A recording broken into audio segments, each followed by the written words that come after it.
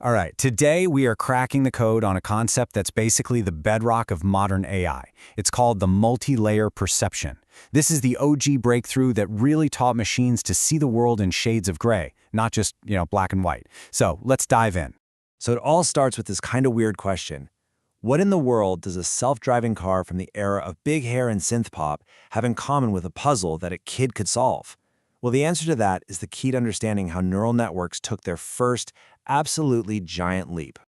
To get there, we really have to start at the very beginning. We're talking about the first, super simple artificial neurons and a logic puzzle that just completely and utterly stumped them. Okay, meet the Perceptron. The easiest way to think about it is like a bouncer at a club who only has one long, perfectly straight velvet rope. This rope can divide the whole room into two sections, and that's it. That's all it can do. So any problem where you can separate the yeses from the nos with a single straight line, the Perceptron can handle it. But what happens when things get just a tiny bit more complicated? This right here shows you the problem perfectly. On the left, you've got a simple AND problem. The answer is only true if both inputs are true. Easy. Our bouncer can just slap that velvet rope down and separate the yes from the no. No problem. But on the right, you have the XOR problem. That means the answer is true only if one of the inputs is true, but not both. And as you can see, there is just no way you cannot draw a single straight line to get the right answer. This was a huge roadblock for early AI. So here's the pattern, right? This is what the machine has to learn.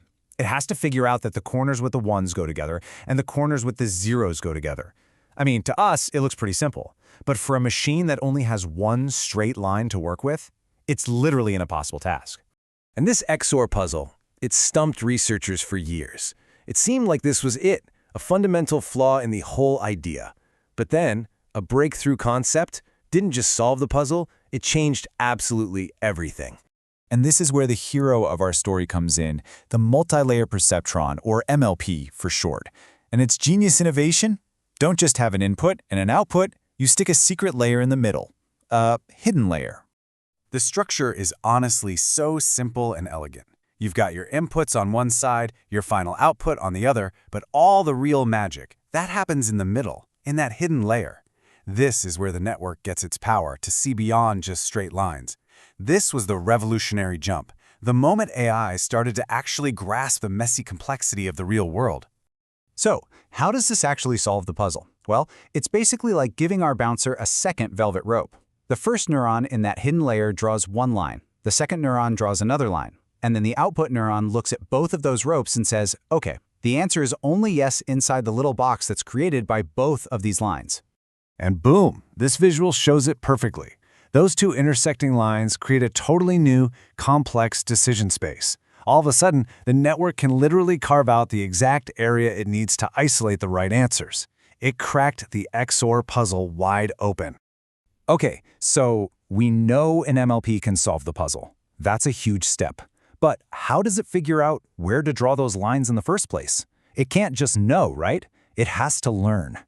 And this was the next really big hurdle. I mean, think about it. The output layer knows if it got the answer right or wrong. It can see the correct answer. But that hidden layer in the middle, it's completely blind. It has no idea what the right answer is supposed to be. So how in the world do you tell it how to adjust itself? The solution is this incredibly clever algorithm called backpropagation. You can think of it like a game of telephone, but played in reverse. Instead of a message getting all messed up as it goes forward, an error signal gets passed backward, and it actually gets clearer and more specific with every single step. The whole process is basically this four-step dance. First, the network makes a guess. Second, it looks at the right answer and calculates how wrong its guess was. Third, and this is the key part, that error signal gets whispered backwards through the network. The output layer tells the hidden layer, hey, we were this wrong and you contributed this much to that mistake. And then finally, each connection adjusts itself just a tiny bit, trying to do better the next time. It does this over and over, thousands of times, getting smarter with every single guess.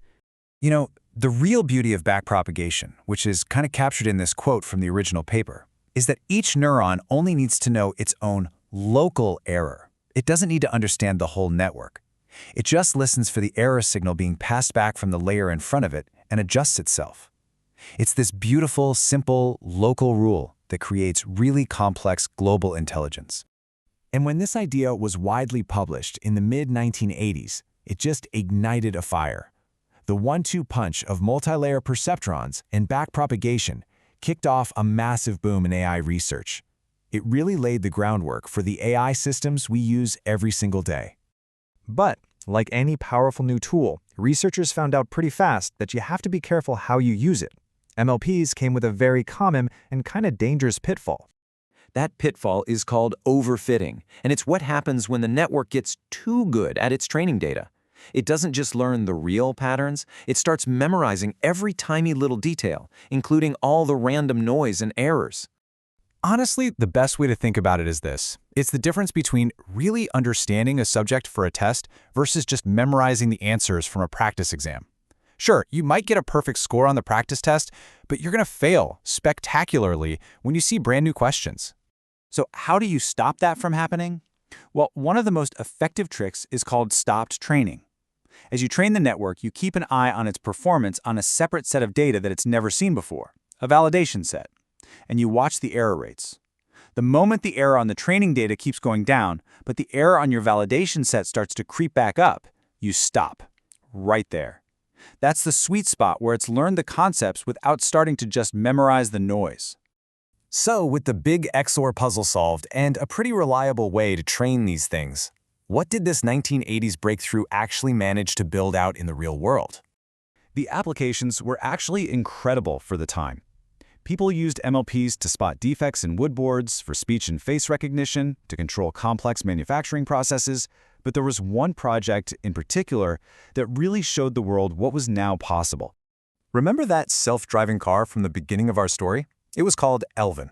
And get this, in 1989, guided by a pretty simple multi-layer perceptron, it drove on public highways at 70 miles an hour. This wasn't a theory in a lab anymore. This was AI literally hitting the road.